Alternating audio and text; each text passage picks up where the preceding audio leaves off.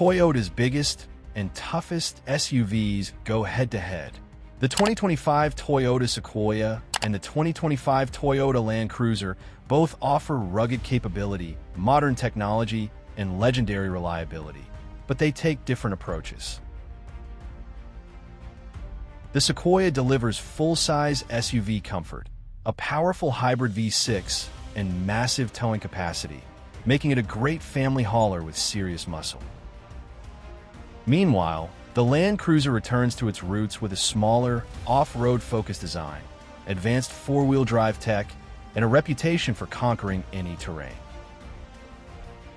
So, which one is the better fit for you?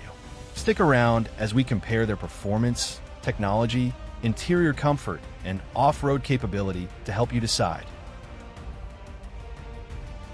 This is Parth, and you are watching MotorNation.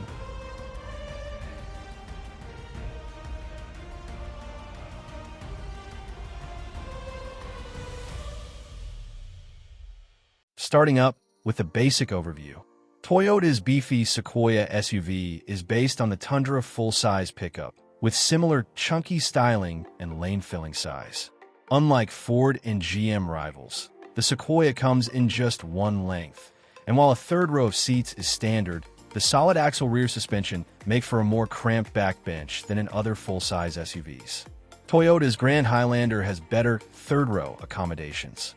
The Sequoia's packaging compromises also impinge on its cargo hold, which is less commodious than the domestics. All Sequoias are motivated by a twin-turbocharged V6 with hybrid assistance, which summons a robust 437 horsepower and delivers respectable fuel economy for such a large vehicle. And this is a big boy, an impression clearly conveyed to the ship captain behind the wheel.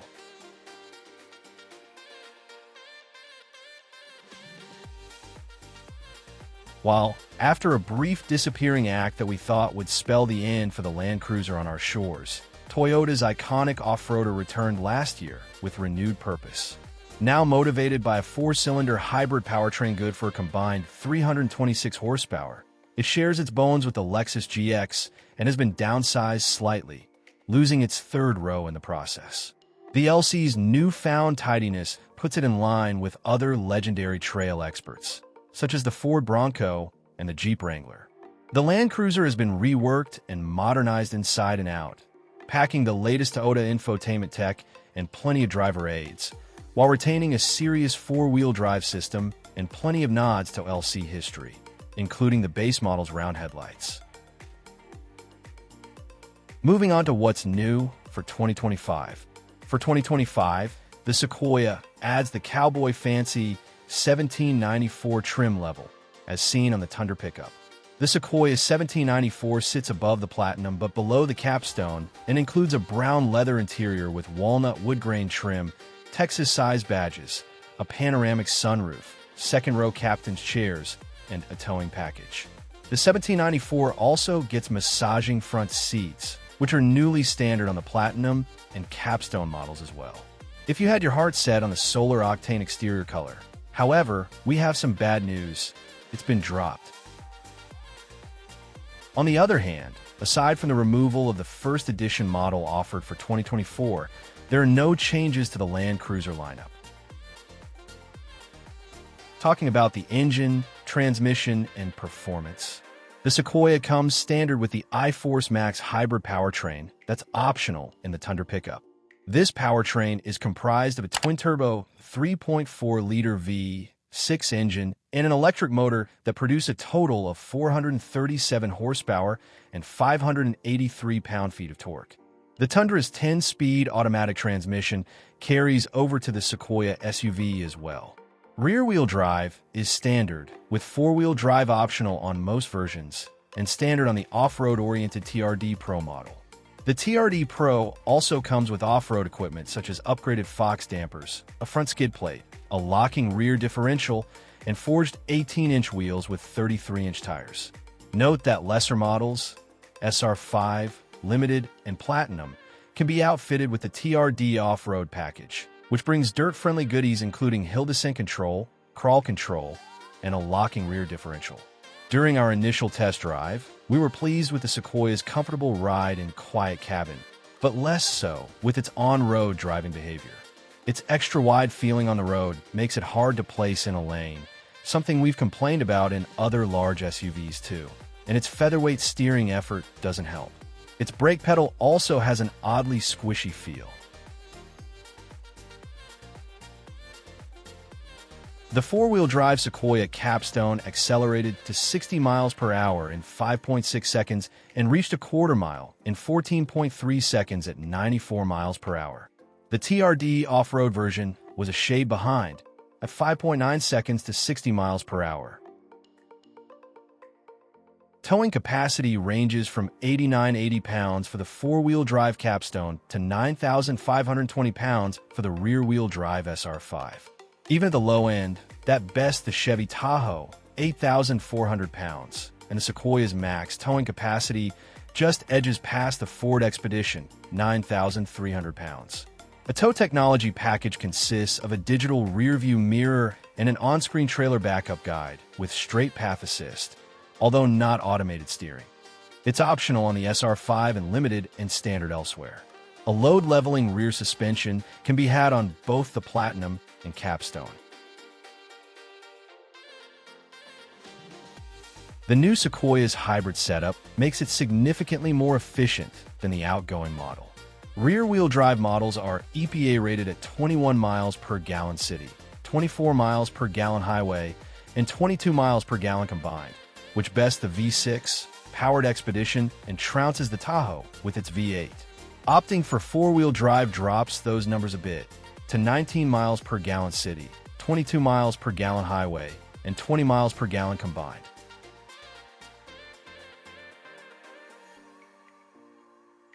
On the other side, given that this is an entirely modernized and smaller generation of the Land Cruiser, Toyota has elected to install a hybrid powertrain in place of a naturally aspirated V8 engine. A turbocharged 2.4-liter four-cylinder is assisted by two electric motors to make 326 horsepower. If this setup sounds familiar, that's because it's similar to the powertrain offered in the Toyota Tacoma. All Land Cruisers come with an 8-speed automatic transmission and a four-wheel drive system featuring a locking center differential, low-range gearing, a crawl control system, and hill descent control. In our test drive, we found that the hybrid powertrain provides good torque, but noticed that the boost from the electric motors is inconsistent due to the small battery pack. The Land Cruiser provides a smooth ride on the road and is significantly quieter than vehicles like the Ford Bronco and Jeep Wrangler. The Land Cruiser's max tow rating is 6,000 pounds when properly equipped.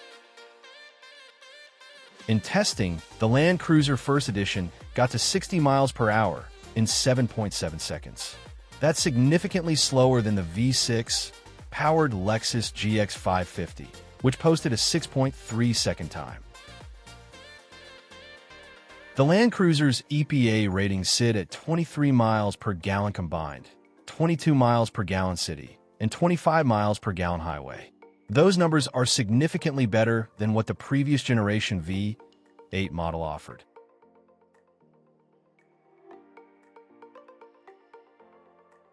Taking a look at the interior, comfort, and cargo, the Sequoia's large interior continues in this new generation, with a third row of seats as standard equipment. A second row bench setup with an 8-passenger capacity is standard, with optional second row captains, chairs reducing the number of seats to 7. Headroom is limited in both rear rows, particularly when equipped with the optional panoramic sunroof, and a high floor reduces legroom for backbenchers. With a wide range of trim levels available, the interior appointments run the gamut from plain to fancy and include cloth and leather upholstery and varying levels of wood and chrome trim as you walk up the price ladder. Higher trim levels offer features like heated and cooled second-row seats, a panoramic sunroof, and a premium stereo system. The Sequoia's cargo area isn't as accommodating as other rivals, however. With the rear seat in use, there's only 12 cubic feet of cargo space out back. Although the rearmost seat can slide forward to make more space, but folding the third row down doesn't result in a flat load floor. The old Sequoia's dated touchscreen setup has been swapped out for the large 14.0-inch touchscreen found in the Tundra. This screen comes standard on all but the base SR5 and will use Toyota's latest infotainment software, which offers all manner of smartphone mirroring and other connectivity options, including a Wi-Fi hotspot and various music streaming options.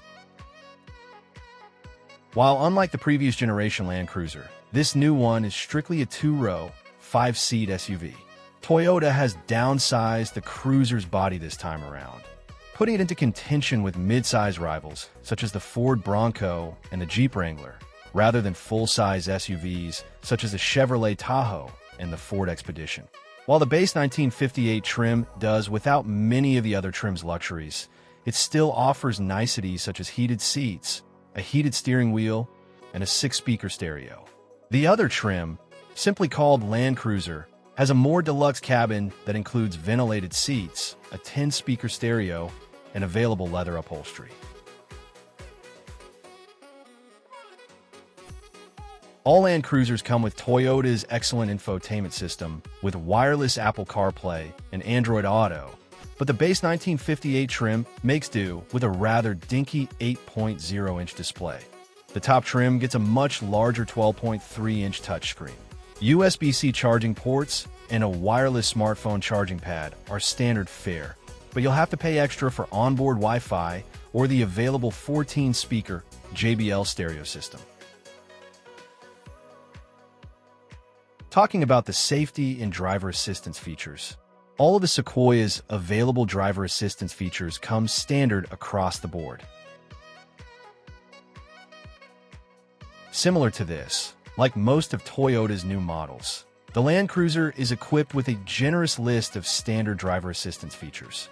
Bundled together in a suite called Toyota Safety Sense 3.0, you'll find lane departure warning, automatic high-beam headlamps, and adaptive cruise control alongside expected systems, such as automated emergency braking. And finally, coming back to the pricing. The price of the 2025 Toyota Sequoia starts at $64,370 and goes up to $85,910, depending on the trim and options. The limited trim appears to offer the best value in the lineup. Although it's only one step up from the base SR5, it comes with a host of additional goodies standard. Those items include a larger 14.0-inch touchscreen, a power liftgate, 20-inch wheels, heated and cooled front seats, and a power folding third row. While the price of the 2025 Toyota Land Cruiser starts at $58,150 and goes up to $62,920, depending on the trim and options. Though the base 1958 model's classic round headlights are tempting, we think the Land Cruiser trim is the one to go for, as it adds ventilated front seats, a 10-speaker stereo system, a larger 12.3-inch infotainment display, and wider all-terrain tires, among other items. Both the 2025 Toyota Sequoia and the 2025 Toyota Land Cruiser offer incredible capability, but they cater to different needs. If you need a powerful, spacious SUV with room for the whole family, strong towing capabilities, and hybrid efficiency, the Sequoia is the way to go. However, if your priority is off-road dominance, rugged durability, and a more compact, adventure-ready design, the Land Cruiser is the perfect choice. Which one would you pick? Let us know in the comments. And if you enjoyed this comparison, don't forget to like, share, and subscribe to MotorNation for more in-depth reviews and the latest car comparisons. Thanks for watching, and we'll see you in the next one.